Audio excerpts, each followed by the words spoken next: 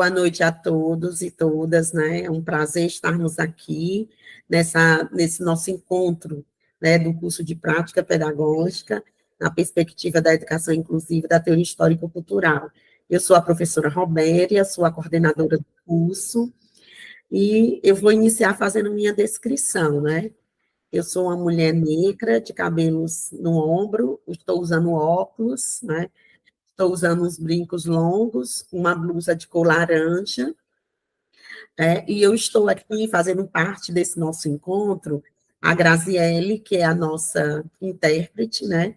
Graziele é uma mulher morena, dos cabelos cacheados até o ombro, ela está com uma blusa vinho, usa óculos, e vai participar desse nosso encontro, né, desse momento, nos ajudando, nos auxiliando na interpretação. Né? Quero agradecer demais a presença da turma do curso de Pedagogia, né, da turma de Educação Especial, da professora Geni Lustosa, que está aí conosco, também dos alunos do curso de Prática, né, os nossos cursistas dos municípios de Fortaleza, Maranguape, Maracanaú e Calcaia, agradecer também a presença dos nossos tutores e a presença do nosso colega maravilhoso aqui, Pedro Lucas, que vai brilhantar essa nossa noite, né, falando sobre um assunto que precisamos, como professor da sala de aula, como o olhar desse educador, de como é que esse desenvolvimento humano acontece, como é que essa aprendizagem acontece, né? Como é que todos nós temos esse direito e temos condições de aprender, né? Aí, vou apresentar vocês, né? Quem é Pedro Lucas? Foi o nosso professor, que foi o escritor, o autor do módulo. Nós estamos iniciando o módulo 2. O professor Pedro Lucas, ele é doutorando do Programa de Psicologia do Desenvolvimento e Escolar da Universidade de Brasília. Ele é mestre em Educação, né, do Domínio Cognitivo e Motor da Universidade Fernando Pessoa. O professor, ele é psicopedagogo institucional e clínico, né, trabalhando nessa abordagem histórico-cultural, foi professor da educação especial, é professor formador das áreas de educação especial, inclusiva, modelo social da deficiência, desenho universal de aprendizagem. Meu Deus, tem uma bagagem imensa, e nós vamos, nesse momento, nesse dia, nesse horário aqui, aproveitar, né, compreender mais sobre a teoria histórico-cultural, sobre a defectologia, né, e Vygotsky, e com certeza Pedro vai ser um momento maravilhoso que vai nos fazer pensar sobre, né, tudo que está no nosso módulo 2. Então, eu passo aqui a palavra para o professor. O professor Pedro Lucas é uma pessoa autista, né, e ele vem aqui contribuir nesse dia, no nosso curso, e um prazer imenso. Muito obrigada por ter escrito o nosso módulo, por fazer parte desse nosso curso, e nesse momento agora, nossos cursistas, né, tanto dos cursos de prática pedagógica, como também do curso de gestão, né, quero agradecer a presença dos cursistas do curso de gestão, também educação inclusiva, que vai compartilhar, está compartilhando com a gente. É um prazer, professor. Agora vai aí com o senhor. Tudo bom? Bacana? Então, antes de começar, gostaria de fazer minha audiodescrição, escrever um pouco. Eu sou um homem de pele parda, cabelos curtos, uso um óculos de haste fina, estou usando um blazer de veludo azul escuro e uma camisa social azul. Atrás de mim tem um fundo com um sofá e uma escada, e eu estou usando o cordão de girassol. Eu sou uma pessoa autista e venho aqui falar com vocês sobre algo muito relevante, central na minha carreira, como professor de sala de aula, como professor de sala de recursos, como professor de educação especial, também como professor no nível superior e também como estudioso e, evidentemente, como aluno autista que fui, né? Que é a defectologia, que é o ramo da teoria histórico-cultural, da psicologia histórico-cultural, os trabalhos de Vygotsky, que vai buscar trazer reflexões importantíssimas e centrais para essa compreensão do aprendizado e desenvolvimento de pessoas com deficiência. Né? A defectologia é um nome horrível, eu sei. Todos nós sabemos que não é um nome muito bonito, que não é um nome convidativo, é o nome da época. E é um nome que estudava, que era como se fosse o estudo do defeito. Olha que coisa horrorosa. É um termo do tempo, é um termo histórico daquele contexto. Né?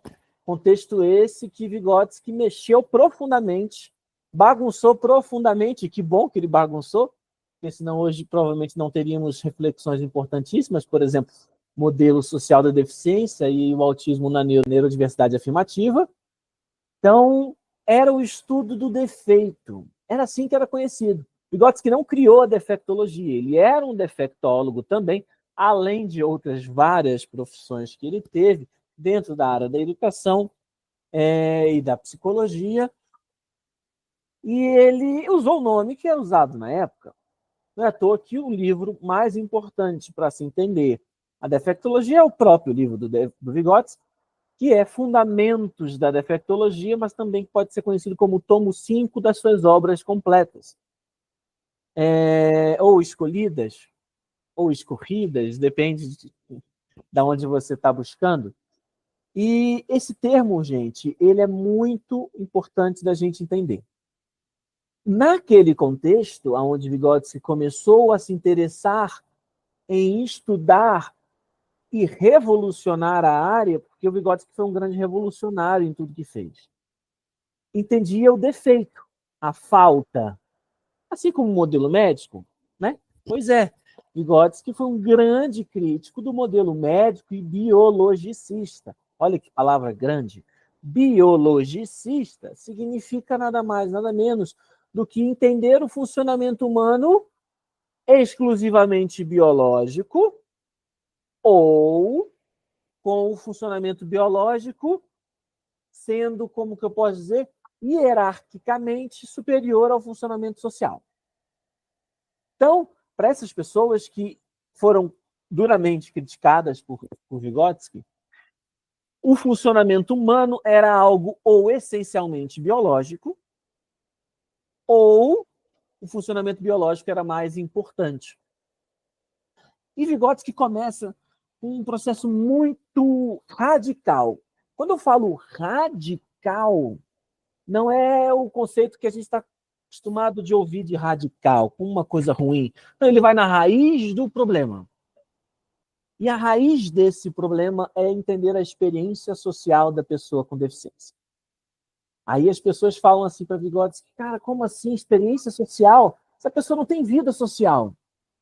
E aí ele vai dizer, essa pessoa, se ela não tem vida social, não é decorrente da sua deficiência.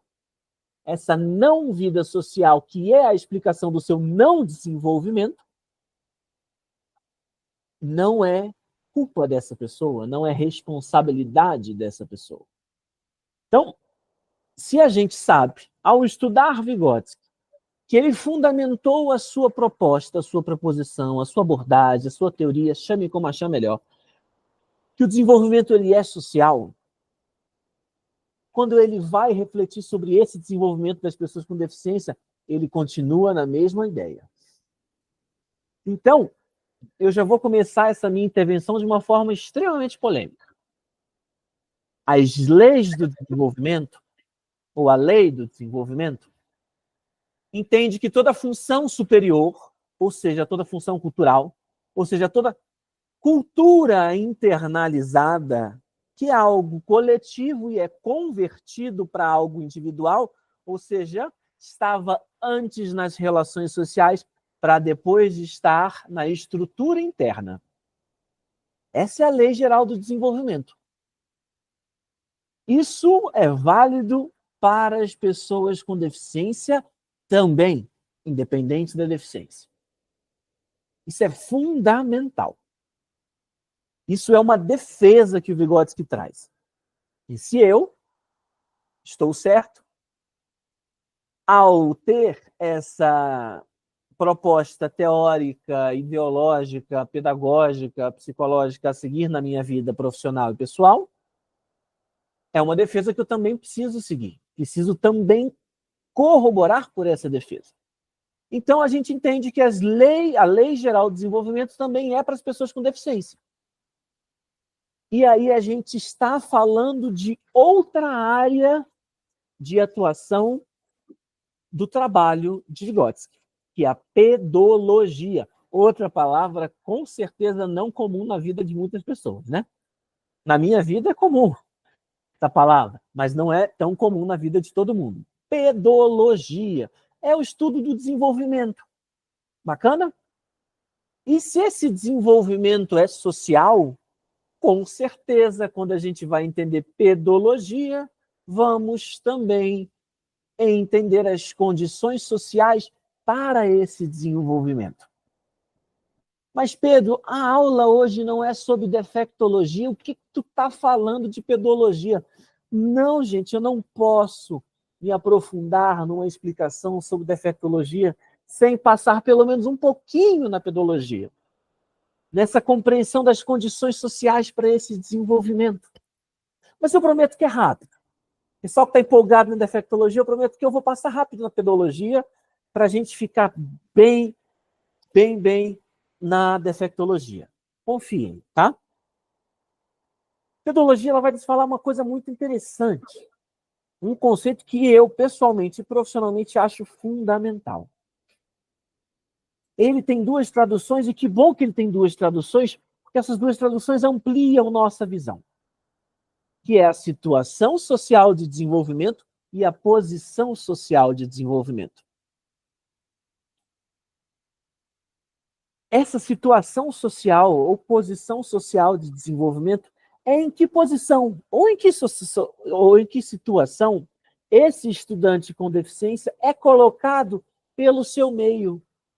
Aí muitas pessoas perguntam, professor, o que é meio? Eu escuto meio em 4 anos da pedagogia, é meio para cá, é meio para lá. Essa palavra meio social. Meio social não é meio físico. Eu não toco no meio social. Eu não toco no meio social. O meio social é entendido como um conjunto dinâmico, evidentemente, ideológico, da ideia que eu tenho desse estudante, dessa pessoa. Esse é o meio social. Então, é muito importante a gente compreender que esse meio social, que essa ideia que essa comunidade tem sobre esse estudante, vai colocá-lo numa situação social de desenvolvimento e numa posição social de desenvolvimento. O quanto que ele é valorizado pela comunidade, quais são as suas responsabilidades e necessidades sociais dentro de sua comunidade. E essa posição ou situação social de desenvolvimento, pessoal, pode ser favorável ou não ao desenvolvimento. Ou seja, a gente começa a entender o conceito que hoje nós chamamos, com certeza Vygotsky adoraria ter dado esse nome, mas não foi ele. Barreiras, né?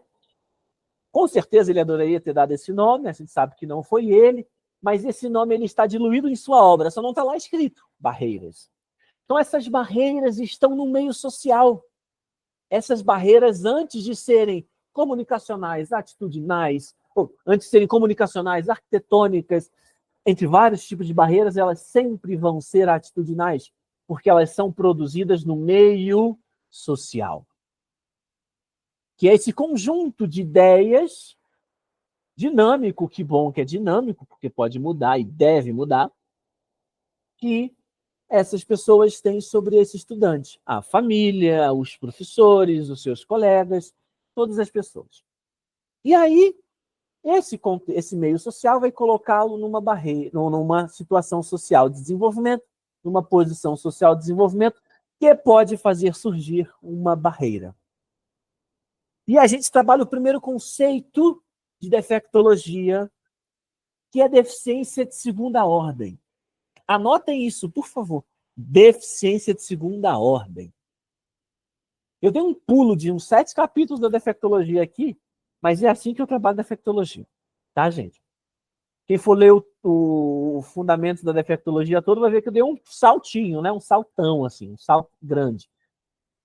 Mas vocês vão entender a minha lógica.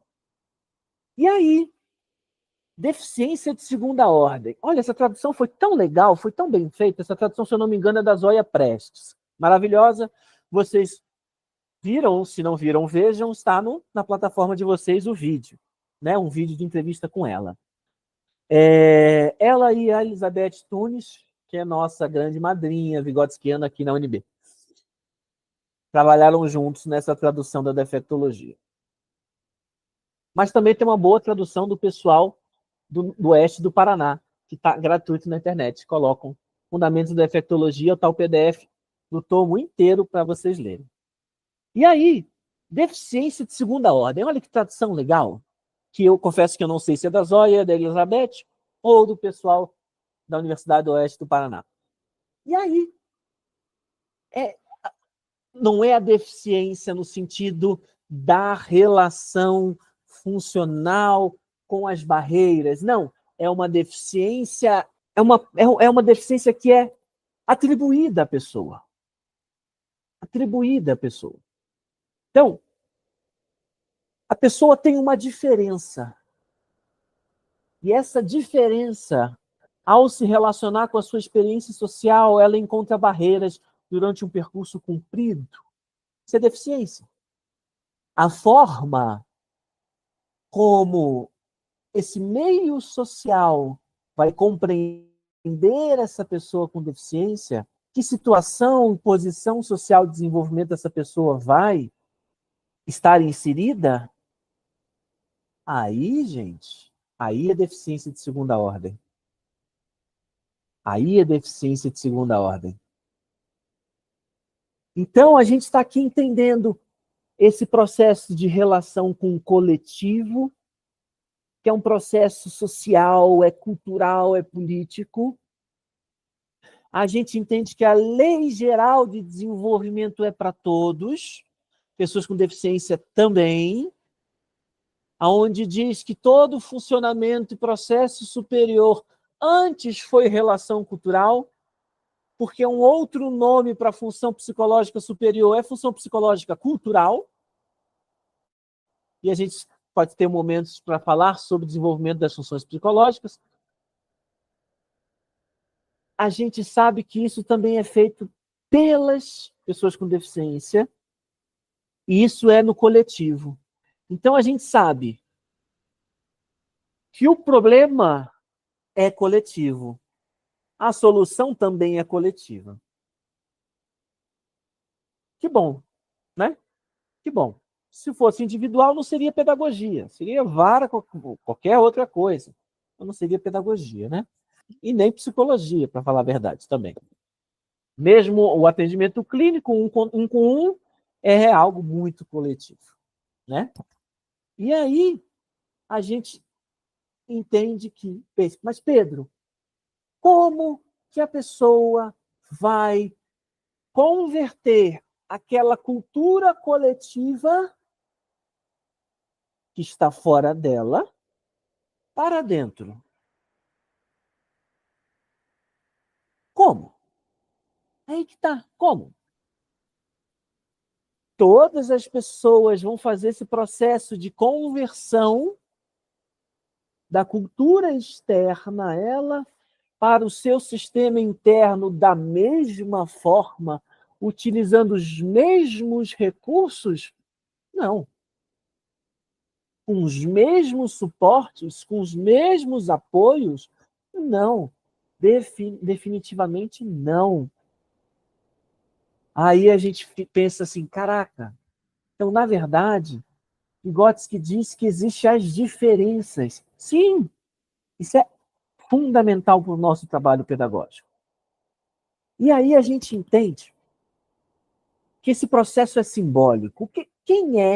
Qual é o elemento responsável por essa conversão? Essa conversão, que é um conceito de um professor fundamental para os estudos de Vygotsky no mundo, que é Pino Salgado, ou Salgado Pino, agora não sei quem tem primeiro, se é o Salgado ou o Pino, que foi professor da Unicamp, Foi professor da minha orientadora, olha que coisa maravilhosa, né? Como se fosse meu avô acadêmico, vamos dizer assim, brincando aqui, né? Essa conversão ela é feita por um processo de significação. Quem é que faz? Quem é? Qual é o elemento responsável por essa conversão da cultura que está externa e é coletiva para um processo interno e individual? O signo. O signo. É o signo responsável. O signo verbal. Todas as pessoas produzem signo verbal. Vão se utilizar os mesmos sistemas simbólicos que são meios auxiliares para essa significação e essa conversão que eu estou aqui falando bastante? Ou seja, não vão utilizar o mesmo sistema simbólico. E vou dar alguns exemplos aqui. Vou dar alguns exemplos bem importantes. Temos aqui na sala Graziele Gomes, a quem eu agradeço muito a presença. É a nossa intérprete de Libras e a língua brasileira de sinais. Eu conheço bastante da língua gestual portuguesa, e tanto a língua gestual portuguesa quanto a língua brasileira de sinais são sistemas simbólicos alternativos. Mas por que a Libras é alternativa? Porque a hegemonia da comunicação está nas pessoas falantes, né? Porque se fosse o contrário, o falar seria o alternativo, tá bom? E hegemonia quer dizer a maioria, o domínio, né, dessa compreensão. As pessoas surdas ou com deficiência auditiva têm a Libras como sistema simbólico responsável por essa significação, e é o signo dentro do sistema simbólico Libras que vai fazer essa conversão, essa significação, esse processo de significação da cultura externa e coletiva para a cultura internalizada, interna e individual. E é um meio auxiliar alternativo para alcançar os processos e funções de processos superiores. Que aí eu posso falar da imaginação, que eu posso também estar a falar da percepção e vários outros processos, atenção, memória, mas principalmente relação, pensamento e linguagem. Olha que legal. Olha que bacana. Portanto, o meu estudante com deficiência vai apresentar a sua diferença. E vai, evidentemente, necessitar de recursos técnico-simbólicos, meios auxiliares, outros para ter acesso à cultura. Isso é compensação e supercompensação. Conceito defectológico fundamental.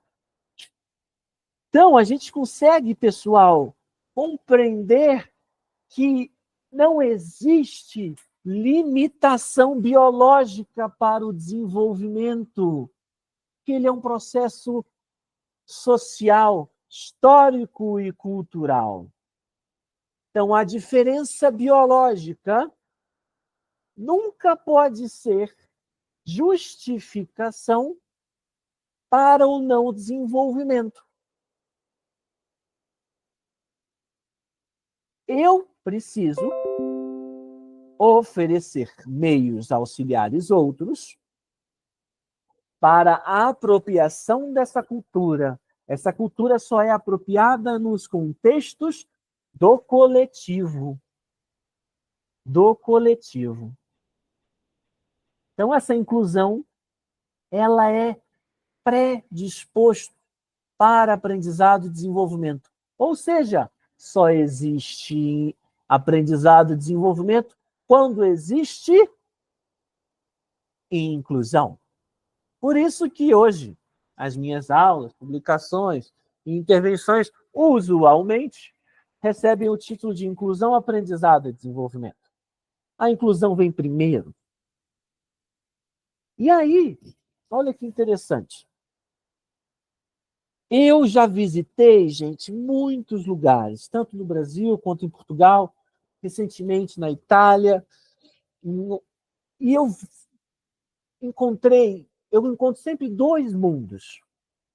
O mundo da relação segregada e uma relação pobre em uma situação pobre, ou seja, quase nenhuma ou nenhuma relação com o signo.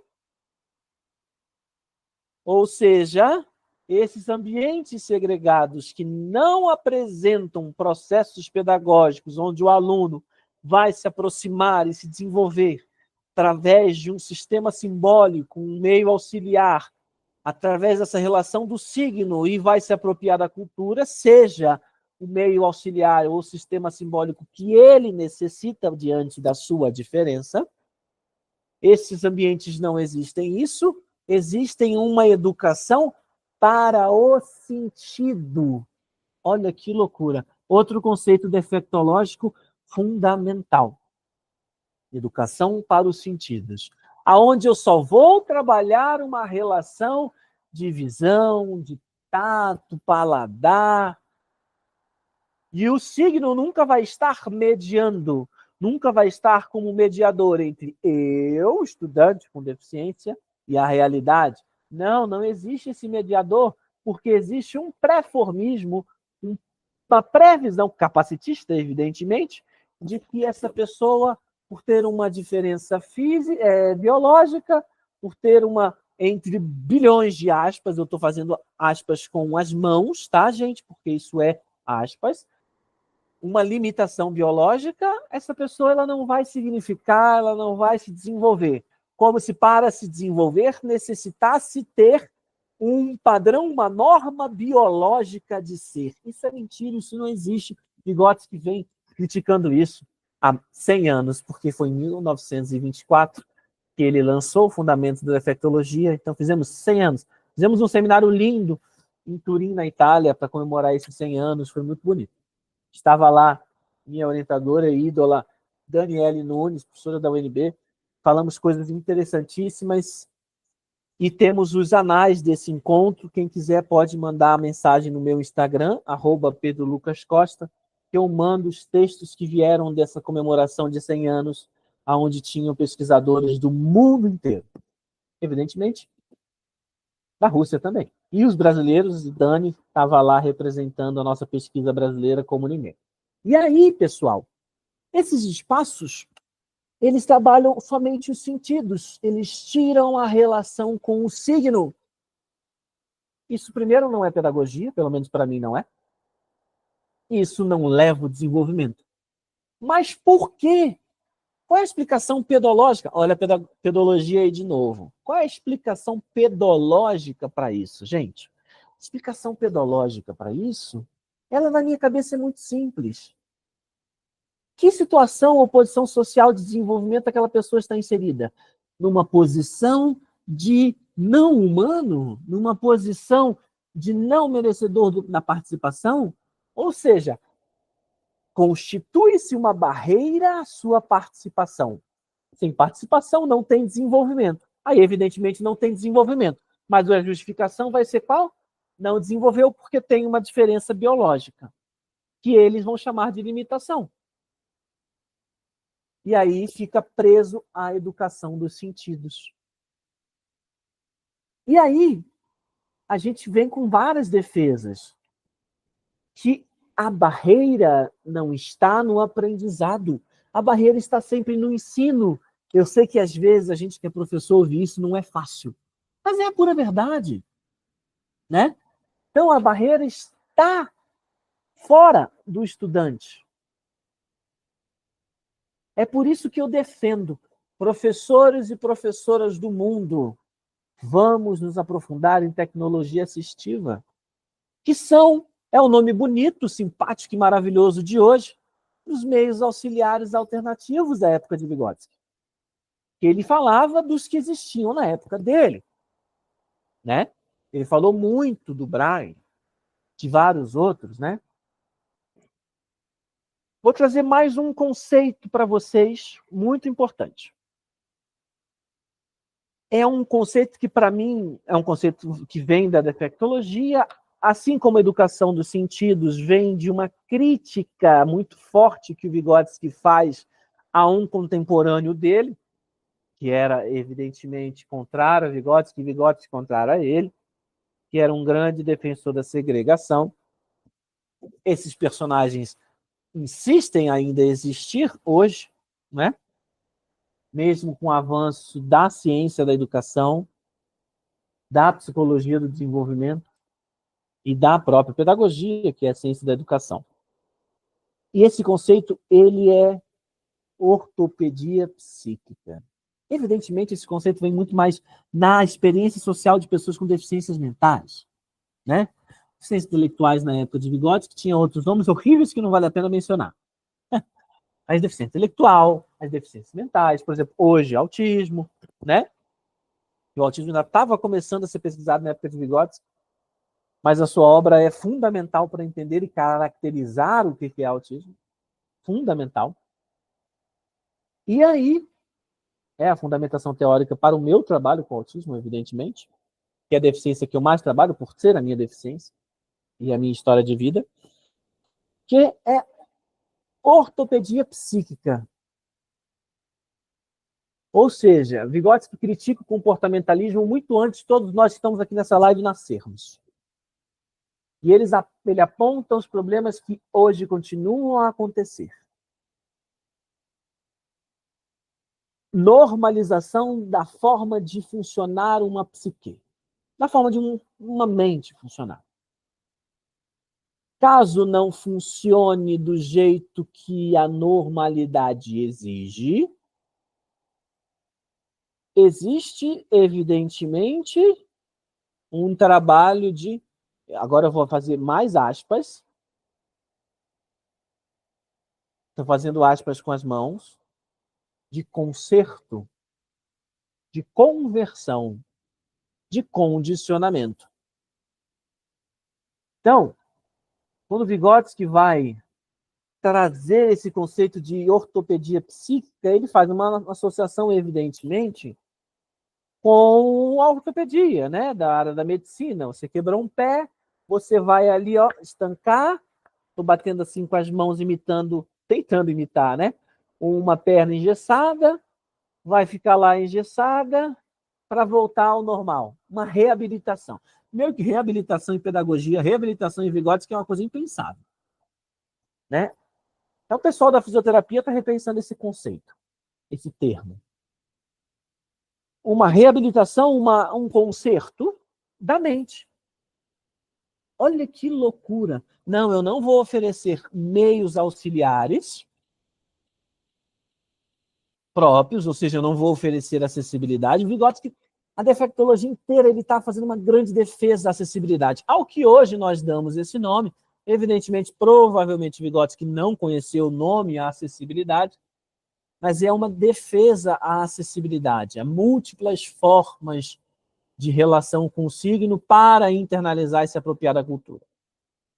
Não, eu não vou oferecer meios auxiliares, complementares, alternativos, não vou. Eu vou o quê? Forçar com atividades repetitivas, nada significativas, pobres da relação com o signo, uma repetição com punição, eu amedronto a pessoa, controlo a pessoa e ela vai ter um funcionamento externo, superficial, que eu quero que ela tenha. Que ela desenvolveu? Não. porque ela está sendo coagida, amedrontada. Tem que fazer uma pausa aqui para fazer a audiodescrição da Natália, nossa nova intérprete, que trocou com a Graziele. É uma mulher de pele clara, óculos com haste bem fininha, cabelo preto preso no rabo de cavalo, camiseta preta, uma cadeira preta e um fundo na parede branca. Ela está usando um fone de ouvido com fio preto, vermelho. Então, é muito importante esses dois conceitos. Pedro, mas você está falando, quando você fala de educação dos sentidos, que é pobre da relação com o signo, e quando você está falando com da ortopedia psíquica, controla e condiciona, normatiza e, evidentemente, faz sofrer pessoas que têm uma estrutura psíquica diferente, ou seja, nós autistas, está falando de coisa de hoje. Você não está falando de coisa da época do Vygotsky? Não, eu estou falando da época do Vygotsky e estou falando de hoje. Isso que é o mais problemático. Isso que é o mais problemático. Isso que é o mais difícil. E aí, evidentemente, eu estou aqui falando que diferenças não são barreiras, mas oportunidades de aprendizado e desenvolvimento. Tá? Então, essas concepções de inferioridade, elas são impostas pelo meio social. Então, essa relação social com o meio social vai criar essas barreiras. E aí, Pedro, eliminar a barreira, o que eu faço? Caraca, Pedro. Então você está falando que a educação precisa proporcionar meios auxiliares alternativos para acessar a cultura, acessar e significar, internalizar, se apropriar dessa cultura e se desenvolver. Ok, mas eu tenho barreiras, o que eu faço? As barreiras se constituem no coletivo e elas são eliminadas no coletivo. Eu preciso fazer uma transformação, uma revolução nesse meio social. Esse é o primeiro ponto fundamental. Esse meio social precisa se revolucionar. Evidentemente, junto a isso, eu preciso oferecer recursos técnicos simbólicos, outros, meios auxiliares, suportes complementares, sempre para favorecer e acessibilizar uma relação com a palavra. Relação com a palavra. Bacana? E aí ele vai eliminando essas barreiras. Evidentemente que existem orientações muito mais específicas que eu vou aqui oferecer a partir das perguntas que vocês vão fazer. Tá chegando a hora das perguntas, tá, gente? Confia, tomara que eu seja útil nesse momento. Tá? Então, é muito importante que esse estudante tenha meios de participação ativa, propositiva nas suas relações sociais. Não é simplesmente usar o meio auxiliar pelo meio auxiliar. Acessibilidade, tecnologia assistiva pela tecnologia assistiva. Não. Eu preciso estar a oferecer esse meio auxiliar para a participação social ativa. Tem um aluno autista que eu atendo que usou o seu comunicador, comunicação aumentativa alternativa, para ser rebelde com a mãe. É adolescente.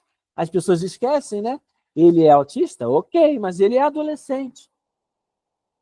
Constitui personalidade.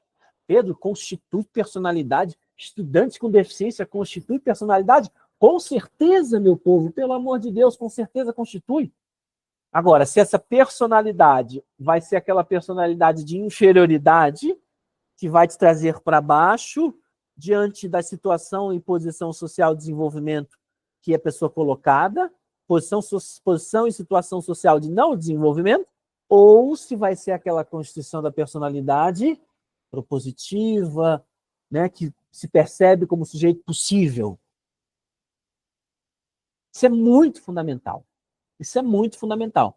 Existe uma relação entre situação e posição social, desenvolvimento e constituição da personalidade.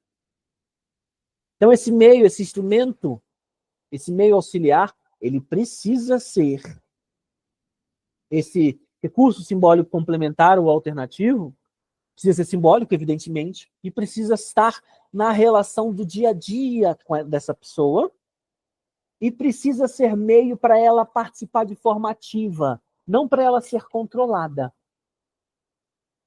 Eu não concordo com essa pessoa, eu vou aqui tirar o tablet dela. Não concorde com ela, argumente com ela. Não, porque, evidentemente, é muito mais fácil controlar, por exemplo, um estudante autista não falante, do que um estudante não autista falante, ou até um estudante autista falante. Ou seja, esses meios auxiliares têm que ser meios para participação plena e ativa, e, evidentemente, política. Tá? Por isso que os relatos de experiências, a narrativa fala. Esse estudante precisa... Quando eu falo falar, não é simplesmente falar com a boca, é falar com as mãos, é falar com o apontar, é falar com a escrita, tem diversas formas de falar. Ele precisa se expressar utilizando esse meio auxiliar, e as pessoas em volta precisam estar minimamente fluentes nesse meio auxiliar, nessa tecnologia assistiva. Porque senão não vai virar um meio auxiliar, não vai virar um recurso técnico simbólico. Recurso técnico meio auxiliar, e também não vai, como meio, se não virar um meio auxiliar, não vai ser veículo de internalização desses recursos técnico-simbólicos que vêm com a palavra, com a internalização e apropriação dessa palavra. Então, mas eu preciso conhecer o nível de desenvolvimento, ou seja, a zona de desenvolvimento. Pedro, zona de desenvolvimento proximal, esse conceito eu conheço. Uhul! Que bom, é o mais famoso. É o mais famoso de Vygotsky. Mas eu preciso explicar zona de desenvolvimento proximal. Olha, eu voltando na pedologia.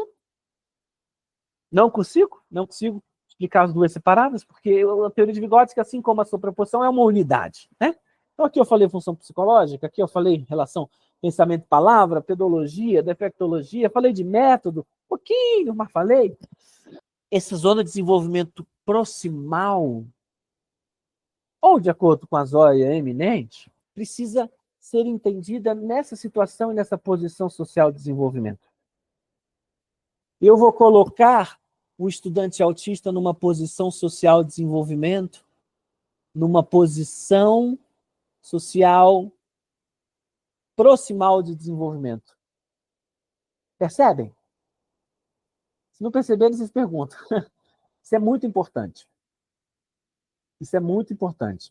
Enquanto isso, eu estou valorizando a capacidade de todos os estudantes para a sua formação de uma identidade. Ele tem que formar uma identidade de si. Autônoma. Não existe desenvolvimento sem emancipação. Desenvolvimento através do controle é impossível. Vai ser sempre uma imitação superficial e frágil de um desenvolvimento, mas nunca vai ser um desenvolvimento de verdade. Sem emancipação, não existe desenvolvimento. É impossível desenvolver pelo controle, pelo condicionamento. Então, eu preciso conhecer esse nível de desenvolvimento, essa zona de desenvolvimento do meu estudante, evidentemente, para oferecer necessidades sociais, posição social, uma situação social que esteja nessa zona de desenvolvimento proximal, ou essa zona próxima de desenvolvimento. Bacana? Então, eu acho, gente, que eu trouxe muitos conceitos interessantes da defectologia, da pedologia, para as nossas discussões. A professora Robéria pediu para eu falar 40 minutos, 40, 50 minutos, para a gente ter bastante tempo de perguntas. E eu acho que eu venci esse pedido da professora Robéria. Ela vai abrir a câmera aqui dos bastidores, vamos ver se... O sorriso dela me disse que eu acho que eu venci esse pedido dela. E agora estamos para as perguntas, né, professora Robéria? Olha, Lucas, nós estamos aqui, né, com mais de 600 pessoas na live, né, professores, todos professores e alunos da pedagogia, e no chat, gente, que é emocionante, né, nosso chat está um diálogo aqui entre todos os temas que você trouxe nessa abordagem. Tem tanta pergunta, discussões falando sobre, né? Eu tenho aqui, a professora Maria José coloca, né, que é uma teoria que colabora para que compreendamos a deficiência, fundamentando o modo como a percebemos e como ela é percebida na sociedade. A Livanda Santos coloca que é uma excelente percepção da defectologia. A Silvia, ela traz uma Silvia Queiroz. Ela coloca que os ambientes isolados e segregados não acontece uma aprendizagem significativa. Então, ela está dialogando com aquilo que você está trazendo para a gente, né? Nesses ambientes segregados, acontece apenas uma aprendizagem de sentido e capacitista, né? A Terezinha Veríssimo, ela disse que achou muito interessante, né, a forma de educação dos sentidos, ela nunca tinha ouvido falar sobre nessa perspectiva, uma reflexão.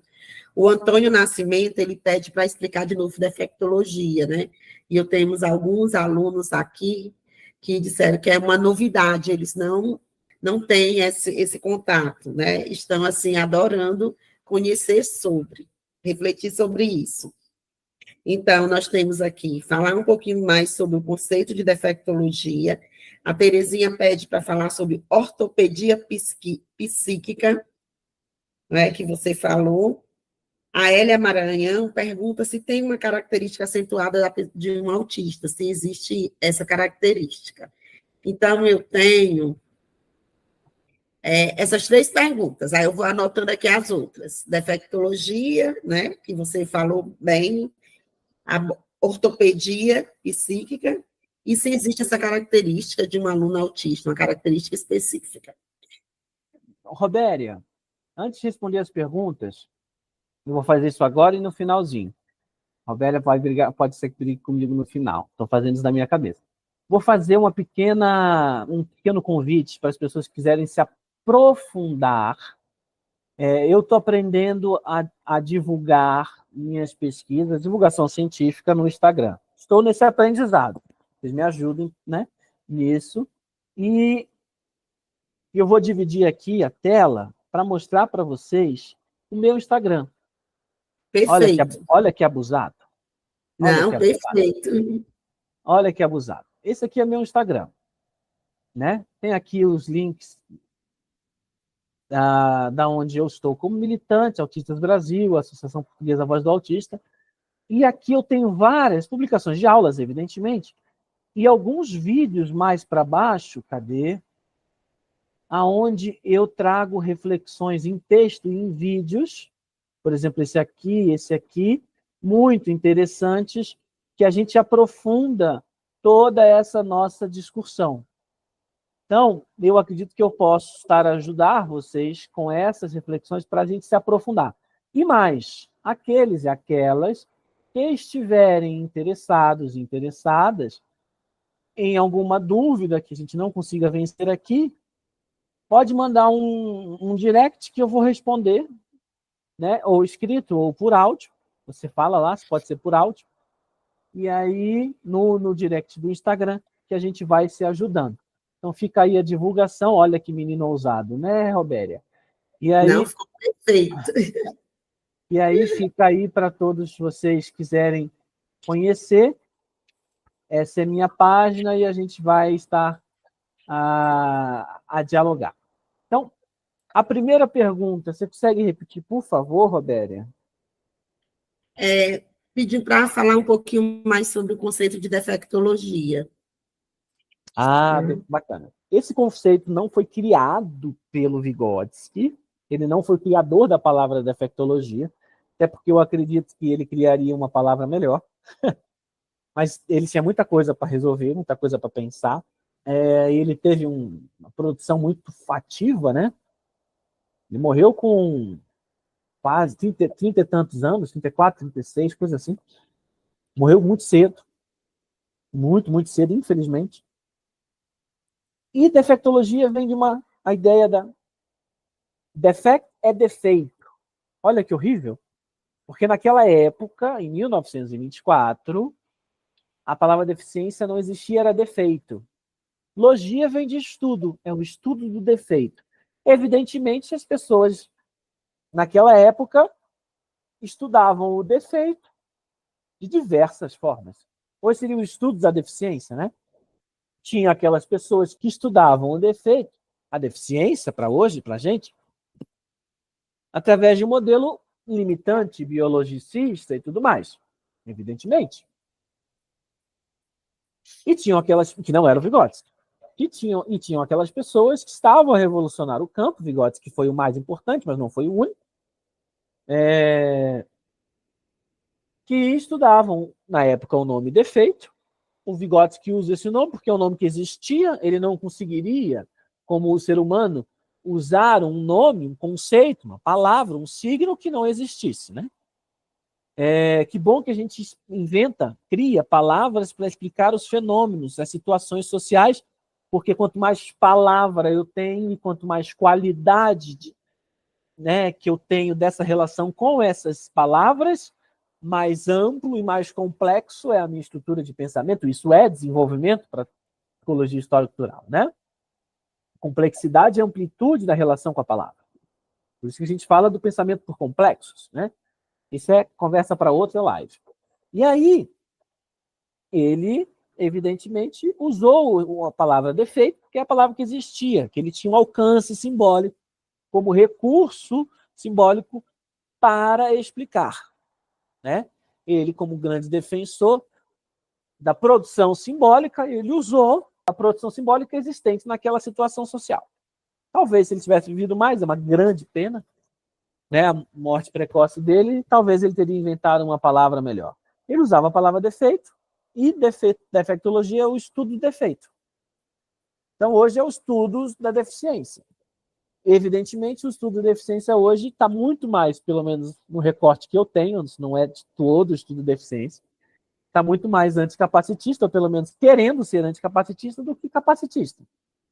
Pelo menos é essa a percepção que eu tenho. Ou isso é um desejo meu, pode ser, não sei. Naquela época era evidentemente muito diferente. Mas hoje, quando a gente vai estudar no campo do autismo, eu vi que tem uma pergunta sobre autismo, existe muito mais estudos comportamentalistas, biologicistas, limitantes do funcionamento, do que histórico-culturais, anticapacitistas, né? Evidentemente. Então, eu acho que eu consegui responder a pergunta, não sei. Não sei se eu consegui vencer esta pergunta, mas defectologia, o nome significa isso. Conseguiu sim, viu? E também eles estão aqui no chat dialogando, né? Um vai respondendo, que coisa maravilhosa, os próprios cursistas. Tem uma pergunta aqui muito interessante da Liliane. Ela diz o seguinte: quais possibilidades você identifica no processo formativo dos professores para que estes compreendam que não é a diferença biológica que justifica o desenvolvimento e aprendizagem, né? Então, na formação que esses professores têm hoje, né, que possibilidade, né, nessa formação, para que esses professores possam compreender que não é a deficiência biológica que justifica o não desenvolvimento do aluno, né? Então, como é que essa formação deve acontecer? Pronto. Perfeito. Aí, a outra é sobre a zona de desenvolvimento iminente. Pode explicar? Aí tem a Isadoria Mota. Eu acho que ela achou, queria saber mais sobre isso. Legal. Olha, então, essa formação continuada, o exercício da pedagogia é um exercício de formação continuada, como eu acredito que todas as profissões também né? Na nossa não é diferente. Eu acho que na nossa é muito mais urgente. Não sei se eu estou exagerando. E aí, o que acontece? Eu estou com um estudante que não está acessando o conteúdo. Por uma questão de nível de desenvolvimento simbólico, evidentemente, para eu ter uma condição de imaginar, Pedro, imaginar sim, a formação de conceitos trabalha muito com função psicológica e imaginação. Para imaginar, vou usar um exemplo do Vygotsky, para imaginar um deserto, eu preciso ter um mínimo de recurso de conhecimento do que é um deserto. A sua aridez, a sua secura, as suas características vegetacionais e tudo mais. Ok. Então, se eu estou lá na aula de geografia falando de deserto e esse estudante não tem esse recurso, simbólico para alcançar esse conceito de deserto que eu estou a utilizar, eu preciso constantemente avaliar, junto aos meus estudantes, o que existe entre ele e a palavra que eu quero usar. Se não existe nada, ou existe muita pouca coisa entre ele e a palavra, evidentemente que a compreensão vai ficar difícil para ele. O alcance simbólico vai ficar difícil. E não precisa ter deficiência para ter esse problema. Por exemplo, eu atendo universitários autistas também. E eu atendo um universitário que faz engenharia elétrica. Olha que loucura. Bacana, eu atendo ele desde o ensino médio. E aí, continuamos atendendo, né? Depois que ele entrou na UNB. Olha que alegria. E a gente está estudando junto um conceito. Aí não vou lembrar o conceito. Um conceito muito difícil. Eu nunca ouvi na minha vida.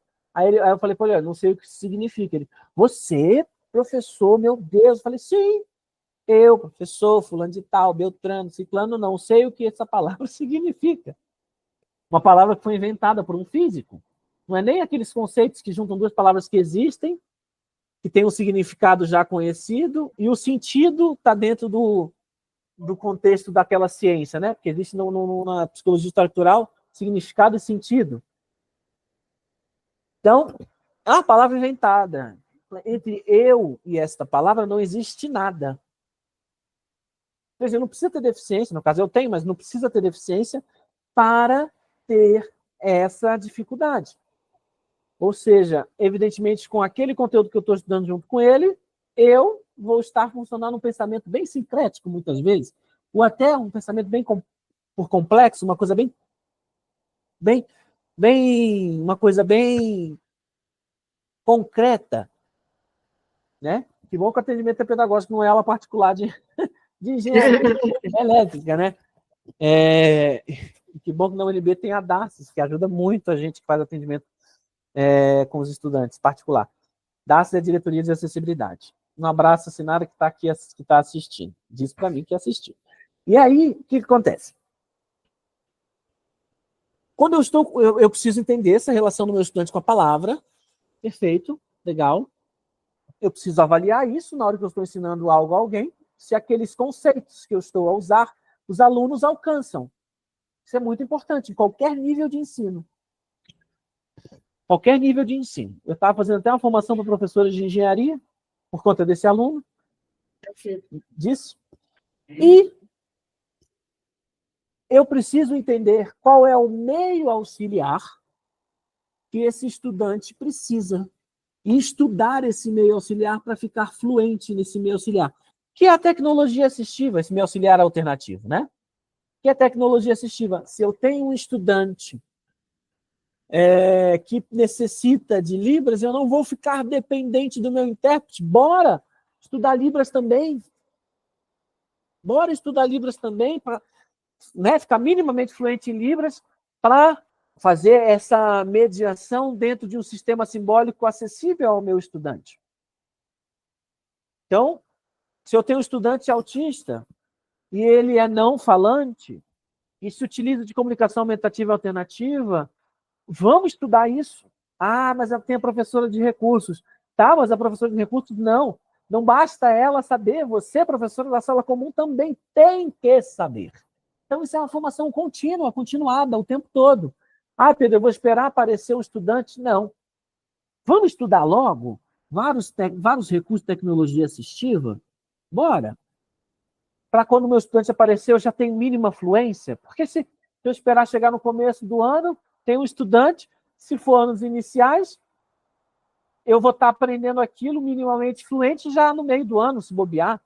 E aí é ruim para o estudante. Se for sexto ao nono, até que eu tenho mais tempo com aquele estudante. Se eu for professor do sexto ao nono, todas as turmas, né? Então, é essa reflexão. Conseguir avaliar, fazer essa avaliação simbólica do que existe entre o aluno e a palavra. Existe alguma coisa lá? Se não existir, ou se existir algo muito pobre, algo muito pouco, o conceito que eu vou usar, que é essa palavra que eu quero avaliar, o que existe entre essa palavra e o estudante, o estudante não vai alcançar esse conceito, e essa relação simbólica, essa mediação simbólica, vai ser fraquíssima, e vai desenvolver pouco resultado no aprendizado e desenvolvimento. Então, o produto pedagógico disso vai ser fraco também. Por isso que eu falo que a barreira está no ensino. A barreira está no ensino. Tem uma pergunta sobre a zona de desenvolvimento eminente e a outra, a que ponto uma formação em aba é interessante para o professor da educação infantil. Olha aqui o aba aparecendo. A aba, né? A abordagem. Então, zona de desenvolvimento eminente é uma nova tradução que foi pensada pela Zoya Prestes para a zona de desenvolvimento proximal. Tem gente que gosta, tem gente que não gosta. O meu pensamento é uma nova tradução, pode ser uma nova forma de entender um conceito. Ok, legal. Então, zona de desenvolvimento eminente é uma nova, outra possível tradução de zona de desenvolvimento proximal. E a outra pergunta, que a pessoa pergunta... eu lembrei. A pessoa pergunta sobre um método de tortura aba. Caraca, fui polêmico agora. Não foi? Fui, porque é a pura verdade. Eu, Pedro, fui torturado com aba quando criança. Lembra que eu falei o conceito de ortopedia psíquica e educação dos sentidos como um sistema pobre em significação, em relação com o signo, palavra, pensamento? Isso é aba. Aba é isso. É ortopedia psíquica. É não aceitar a neurodiferença, recusar oferecer meios auxiliares outros, ou quando usa para o controle. Vocês lembram que não é possível desenvolvimento sem emancipação? Controle, condicionamento e conversão são os 3 Cs do aba. Controlo, condiciono para converter. Lembra que eu falei desse funcionamento superficial, desse funcionamento pobre, dessa imitação superficial e pobre de um aprendizado que, na verdade, é uma ilusão, que não é verdadeiramente aprendizado e desenvolvimento? Isso é o que o aba e várias outras formas de tortura infantil fazem. Então, eu não aprendo com condicionamento. Condicionamento e aprendizado são coisas diametricamente opostas. Pedro, eu sou vigotskiano, eu gosto de Vygotsky, uhul, Vygotsky, coraçãozinho, e uso aba. Não, você não é vigotskiano. Sabe? E não é nem pedagogia.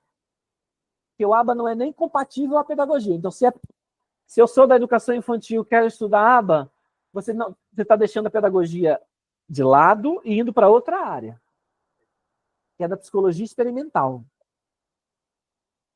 que não é pedagogia. Aqueles laboratórios de psicologia experimental e tal, que a ideia inicial deles, ideológica, era controlar grupos sociais errados, entre aspas, né, muitas aspas, e o aba nasce como forma de conversão de crianças homossexuais para elas não parecerem homossexuais, porque homossexualidade, naquela época, e para muitas pessoas com a cabeça ruim hoje, é vista como coisa ruim, errada, e tem que ser consertada. Foi assim, criaram aba, adaptaram uma coisa ou outra para o autista. Ou seja, o aba nada mais é do que uma ortopedia psíquica, nada mais é do que capacitismo, nada mais é do que antipedagogia, anticiência, porque o aba não tem comprovação científica e tem comprovação de prejuízos éticos muito graves. Eu acho que eu venci, Robéria, essas 2 perguntas. Isso. Tem uma que vou pegando aqui, da Ângela, né? Que diz assim, professor Pedro, como posso ajudar um aluno autista não verbal que não entra na sala de aula comum? Já tentamos vários recursos e atividades adaptadas. Tem duas perguntas que eu vou juntar. Como posso ajudar um aluno autista não verbal que não consegue entrar na sala de aula, né? Ele não fica. E uma outra gostaria que o professor falasse um pouco mais sobre o ensino com barreiras na educação dos estudantes com deficiência. Acho que os dois, acho que dá para fazer uma pergunta só, né?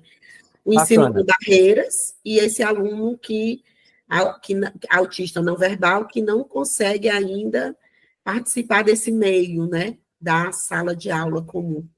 Então, ele está sempre saindo. Eu vou, com todo o carinho do universo, corrigir a pessoa que fez a primeira pergunta. Esse estudante, ele é verbal. Ele produz signo verbal. Ele tem produção simbólica. Uhum. Só que a produção simbólica dele não é pela fala, então ele não é falante, mas ele é verbal. Primeiro ponto. E lembram que eu falei dos meios auxiliares outros? Para essa comunicação acontecer, eu preciso dos meios auxiliares outros, que nesse caso é a comunicação aumentativa alternativa, e como complemento da comunicação aumentativa alternativa, pode, em alguns casos, utilizar língua gestual. Evidentemente que não é da mesma forma que eu ensino a língua gestual para uma pessoa surda, eu vou ensinar para uma pessoa autista não falante, porque existe apraxia, né? Então, o que acontece, gente? Não entrar numa sala... Eu sei disso porque eu não entrei em muitas salas na minha vida escolar. E fugi de muitas também. E fugi empurrando as pessoas. E não adiantou. Anos de tortura só foram piorando isso. E aí eu fui para outros meios e desenvolvi. Graças aos meus pais. E pedagogos, lógico. Fui salvo por pedagogos. Salvo por vigotskianos. Olha que coisa linda, Robéria. E aí o que acontece? Não entrar em sala de aula pode ser várias coisas. Eu vou elencar algumas, pode ser que eu não vença todas as possíveis alternativas, evidentemente. Quem aqui que está a assistir essa live já foi sequestrado? Nossa, que loucura, Pedro. Sim. Eu nunca fui, graças a Deus.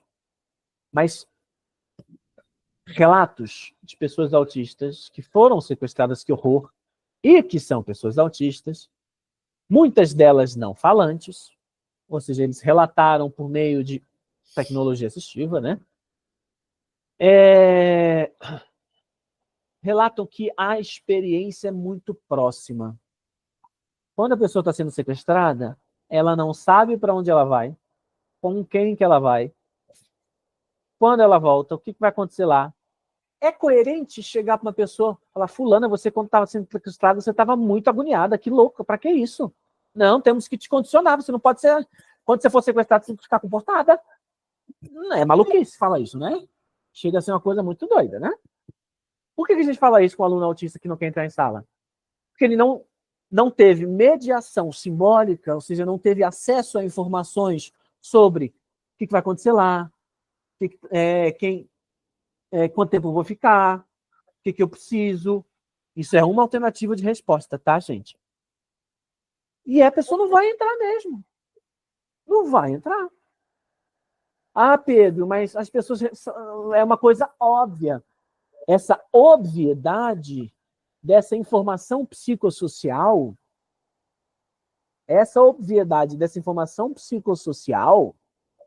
não está óbvia para a pessoa autista muitas vezes. Dificilmente vai estar. Então, essa informação psicossocial sobre o que vai acontecer na aula, o que vai ter na aula, o que é aula, precisa ser acessível ao estudante autista. Isso é um ponto. Isso é um ponto. Não é punindo ele se ele não entrar e não é retribuindo, comprando a confiança dele. O negócio de estímulo positivo é nada mais do que comprar a confiança da pessoa. Horrível isso, né? Que tipo de relação é essa? Uma relação condicionada ao dar? Eu não relaciono assim nem com o meu cachorro, ainda mais com meus alunos. Né? Verdade. E aí, o que acontece? Além disso, também existe várias informações sensoriais ao mesmo tempo, toda hora. E às vezes ele já sabe que aquela sala tem aquelas informações, não quer aquelas informações sensoriais, aquelas informações estão lhe machucando, porque machuca, né? Machuca mesmo, sai machucado. Por exemplo, na segunda-feira eu tive uma aula no doutorado que eu saí machucado, porque era muita informação sensorial.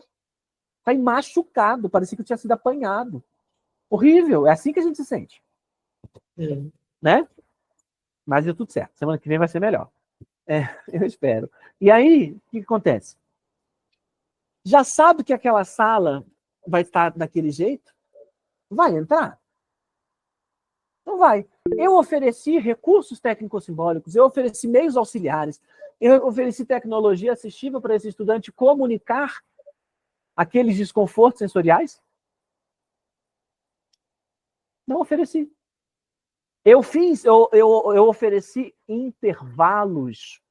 Pode até fazer uma live sobre autismo um dia, hein, Robéria? Pode ser legal. Só sobre autismo. Que é a minha área de pesquisa central, né? Minha dedicação de vida acadêmica. E profissional e pessoal. E aí, eu não ofereci intervalos para acomodação ou até para estimulação, para ficar mais, né, mais estimulado, ou para se acomodar, para se regular. E eu não ofereci acessibilidade nessas questões de informação sensorial. Ah, coloca um abafador. Ah, não é assim, gente. A existência do abafador significa simplesmente uma desculpa para vocês fazerem todo o fuzuê e bagunça? Não é só o barulho, não. São as pessoas passando rápido. É a quantidade de pessoas, sabe? É a imprevisibilidade do que as pessoas vão fazer comigo. Não é só barulho. Ah, coloca abafador que deu. Não, não é assim, gente. Então, essas são duas opções muito interessantes de reflexão para por que um aluno autista não entra em sala de aula. Eu acho que eu venci essa também, Robéria. Também. Vamos lá, né? Eu estou aqui lendo as mensagens, as perguntas, as discussões do grupo, né? O grupo fala que quais estratégias adotar para garantir a emancipação de uma sala de aula lotada, considerando as demandas. Então, como é que a gente consegue, né?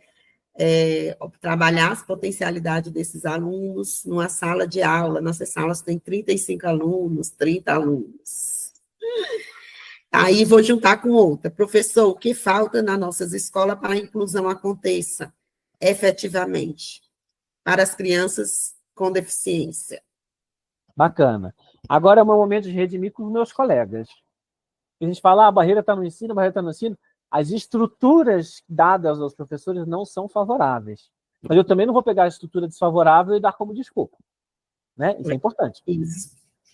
Mas eu estava vendo uma pesquisa de uma colega, o nome dela é Ofélia, fantástica, moçambicana, está aqui em Brasília fazendo sua pesquisa de mestrado, e ela pegou um dado muito preocupante.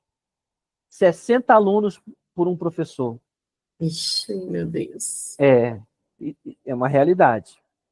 A gente tem a realidade de 40, 50 alunos para um professor. Quantidade de alunos para professor é uma barreira estrutural que impede, evidentemente, a qualidade do trabalho pedagógico. Seja com aluno com deficiência ou sem deficiência. Independente. Isso é fato. E ter um quantitativo de 60 para 1, 30 para 1, 45 para 1, professor, é uma barreira atitudinal também, porque é uma barreira política. Então, olha, vocês vão rir de mim, ou vão me achar maluco, mas o ideal é 15 no máximo por professor. Isso é pesquisa, isso é o máximo. Mais do que isso, já o trabalho pedagógico é prejudicado. Evidentemente, não vamos usar isso como, não, viu, tem muito aluno, não quero incluir ninguém. Não, também não. Vamos dar o máximo, né? Dar o sangue e tudo mais. Eu estou no chão da escola, eu sei como é difícil. Muito aluno também é muito ruim para a gente que é autista. Muito aluno ao mesmo tempo. Evidentemente, isso é um problema coletivo, político. Não é um sonho. Eu não tenho essa expectativa. Eu vi num debate político, vocês estão em Fortaleza, quem sabe pode provocar isso, que é política pública. 15 ainda não conseguimos. Tá bom, eu sei. Mas, sei lá, vamos pensar a realidade do município de Fortaleza e dos outros municípios que estão aqui assistindo. 20 alunos por professor? 25? Colocar isso como lei? Uma sala não pode... Ah, Pedro, como lei não quer dizer que vai ter... Não, sim, mas existir uma lei já ajuda bastante. Mas tem que ter a lei, a política pública ela é contínua e tem que ter a cobrança. Né? Então, fica até a dica para a Zara, quem sabe, olha, da CKD. E o diretor, o Alexandre Mapurunga, fica aí a dica para os meus amigos. Eles são amigos, né? Por isso que eu falo isso. Se não fosse meu amigo, eu estaria falando o nome deles, né? São nossos amigos, né, Rodélia? Principalmente o Alexandre, que é aí de Ceará, querido, maravilhoso. E aí, precisamos criar, isso é um problema político muito grave. Isso realmente atrapalha. Isso realmente atrapalha. A quantidade de alunos por turma atrapalha a qualidade pedagógica em qualquer circunstância. Em qualquer circunstância. Eu acho que eu não venci, mas eu trouxe um acalanto. A outra pergunta eu esqueci. A outra, um pouco sobre as barreiras, né? Mas acho que você venceu, porque falasse um pouco mais sobre o ensino com barreiras na educação dos estudantes com deficiência. E também, Lucas, tem uma pergunta que eles estão falando, professor, explica o que é por que não verbal e não falante? Qual é a diferença? Não verbal? Porque o que acontece? Virou assim, comum, cultural, falar, não, o meu aluno é não verbal, eu tenho um aluno não verbal. Aí você traz, né, faz a gente refletir sobre que ele não é verbal. Aí tem perguntas aqui. Poxa, explique melhor sobre isso. Pois é. O que acontece? Não verbal é a tartaruga. Porque as pessoas começaram a acreditar por uma visão biologicista, de normalização biológica, de pré-requisito biológico para o desenvolvimento, foi uma das principais brigas que o Vygotsky teve, pré-requisito biológico para o desenvolvimento, que horror isso, né? Fica até arrepiado. De que verbalizar ou produzir signo verbal é simplesmente pela fala. Tem que ser mentira. As nossas intérpretes estão aqui para provar que isso é mentira. Né? Então, é um autista não falante. Ah, Pedro, por que não fala? A gente pode passar lá explicando por que o autista pode não falar. Mas isso é demanda da pedagogia? Ou a demanda é oferecer recursos técnico-simbólicos, meios auxiliares ou tecnologia assistiva dentro do processo pedagógico? Então, ele vai verbalizar. Verbalizar é produzir signo verbal. É usar a palavra para transmitir o que eu estou a pensar para outra pessoa. Ninguém lê mente. Ninguém lê mente. Se não existir um processo de verbalização, de significação, de externalização desse signo, colocar para fora esse signo, a pessoa não vai saber o que eu estou pensando. Até se lesse mente, precisava do signo, na verdade, né?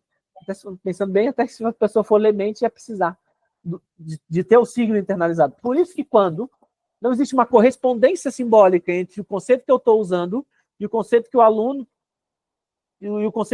tem, essa comunicação não vai dar certo. Né? Por isso vai ser uma barreira comunicacional muito grave. Né? Existe uma relação entre significado e sentido. Significado é aquele significado mais bruto, sentido é o contexto, é aquela palavra naquele contexto.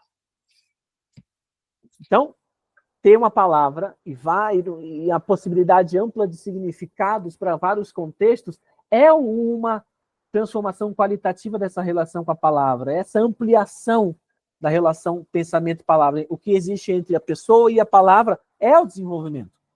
Isso não acontece simplesmente falando. Eu escrevo. Eu, Pedro, tenho pelo menos 2 formas de significação. De produzir signo verbal. Na fala, hoje eu falo, nem sempre eu falei, e eu escrevo. E eu faço gestos na língua gestual portuguesa. Pouco, vamos ser sinceros, pouco. Tem que melhorar isso. E na Libras também, né? Ou seja, tem aqui a minha meia-culpa também. Ou seja, a pessoa não é não é não verbal, ela verbaliza, ela produz signo verbal, através de várias outras formas. Só que ela não fala. Não falar não significa impossibilidade de produzir signo verbal. Venci, Robéria? Venceu sim. Eu acho, Lucas, que a gente está chegando assim, caminhando para o final, porque as perguntas, né? Nós temos aqui, Lucas, você é maravilhoso, tem um muito bom, meu Deus, tem palestras excelentes, muitos conhecimentos, obrigada por responder, tem coisas muito legais, né? Então, a gente tem mais alguma coisa, eu queria passar. Realmente tem o que o Francisco Lindomar, né? Ele diz o seguinte: realmente o professor enfrenta muitos desafios em uma classe mesclada com alunos, né? Ele chama mesclada, alunos com autismo e outros com déficit de aprendizagem. E ser pedagogo, eu vejo uma ação de amor e profissionalismo. Que bom ter alguém fazendo pesquisa nessa área, né? Foi muito esclarecedor, concordo, professor, com as salas superlotadas. Então, eu acho que o Lucas trouxe, né, o professor Lucas aqui, trouxe de uma forma, você tem uma linguagem muito didática, que conhecimento, informações básicas, né? Eu acho que a leitura do texto agora, que foi escrito pelo professor Lucas, vai nos ajudar bastante. Todo mundo aqui disse que já está seguindo você, ó, depois dessa live você já teve mais seguidores. Vai seguir você no Instagram. E agora eu passo, Lucas, vou passar para você, né, para você fazer um encerramento, porque eu acho que a gente conseguiu vencer aqui a maioria das perguntas do grupo. Para despedir-me, né?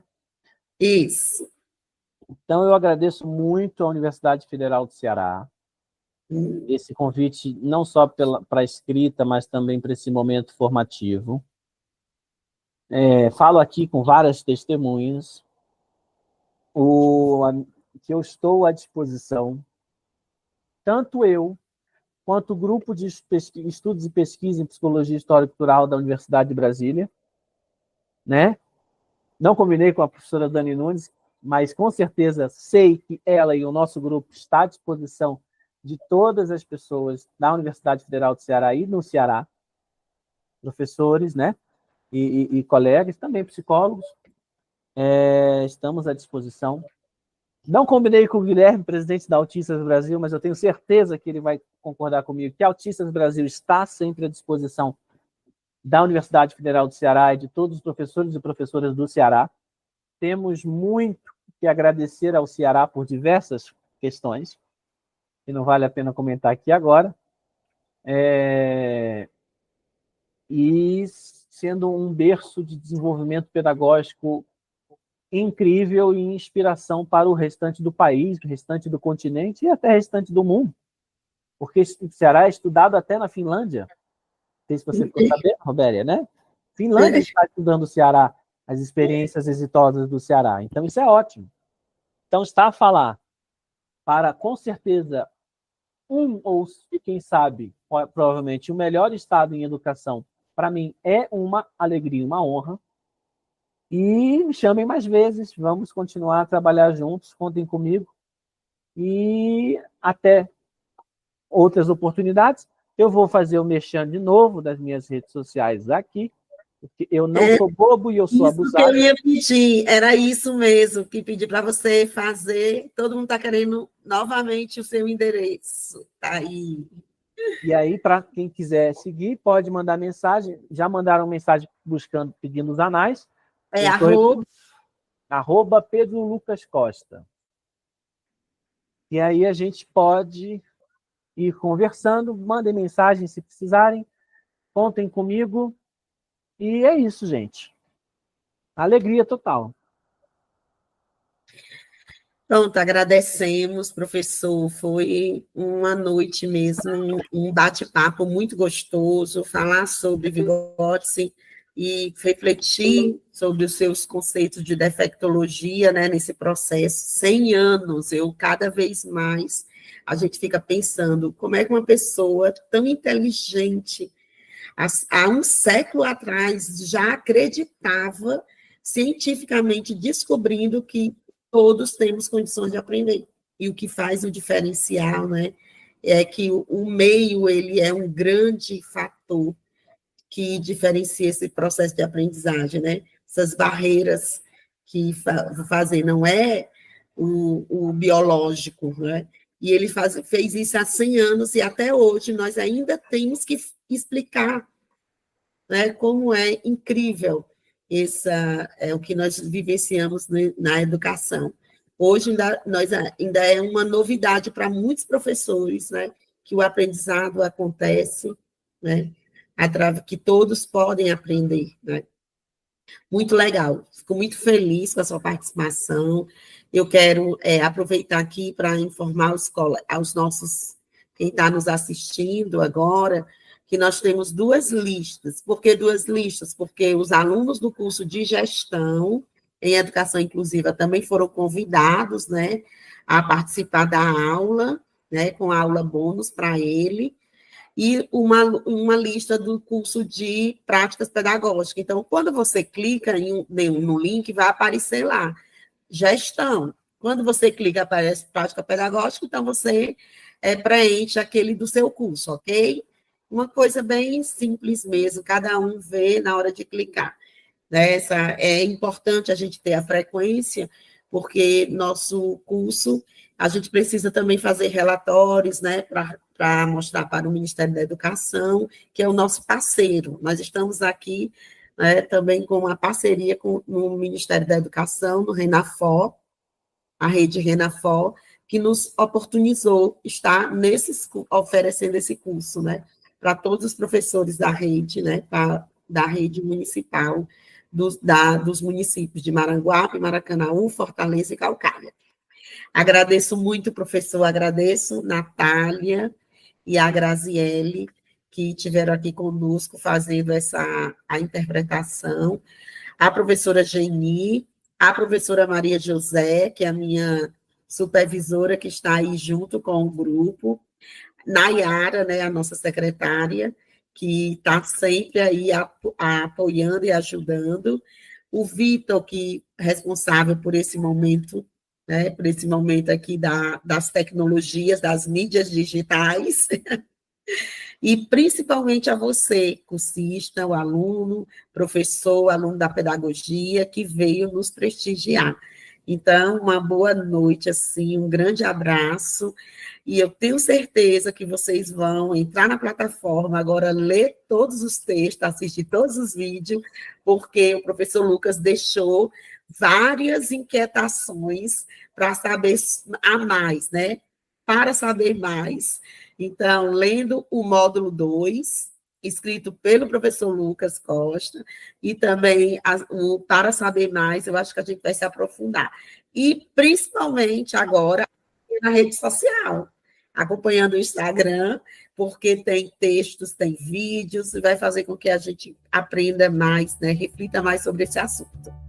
Uma boa noite a todos, que Deus acompanhe, né? E um bom dia de trabalho amanhã, que será maravilhoso. Um abraço.